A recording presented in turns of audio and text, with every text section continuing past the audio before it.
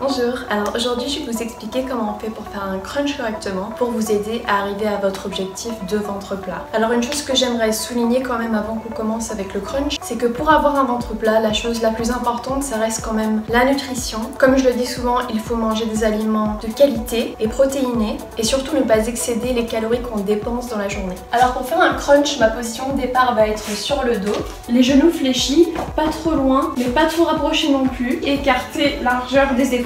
Je vais placer le bout de mes doigts derrière mes oreilles, ce qui va m'empêcher d'utiliser mes bras pour me propulser vers le haut. Il faut vraiment que ça vienne des abdos. Alors la raison pour laquelle on met quand même les doigts derrière les oreilles, c'est pour protéger les cervicales en soulevant quand même un petit peu la tête. Une fois que j'ai mes doigts derrière mes oreilles, je vais lever mes omoplates du sol et pendant tout l'exercice du crunch, mes omoplates ne vont plus se reposer au sol. Donc à partir de là, je vais essayer de ramener ma poitrine non pas vers mes genoux mais vers l'avant, sans poser mes omoplates au sol encore une fois, et je souffle à chaque fois que j'amène la poitrine vers le haut et j'inspire quand je redescends un petit peu. Et le but ce sera vraiment d'amener le sang aux abdominaux. Attention à ne pas quand même rester trop longtemps dans cette zone où ça brûle, mais quand même un petit peu. Donc voilà pour le crunch. J'espère que ça a clarifié peut-être les questions que vous aviez au sujet de cet exercice là. Encore une fois, même si l'alimentation est le plus important, faire des exercices d'abdos correctement comme le crunch peut sans aucun doute vous aider à arriver vers vos objectifs de ventre plat. À bientôt.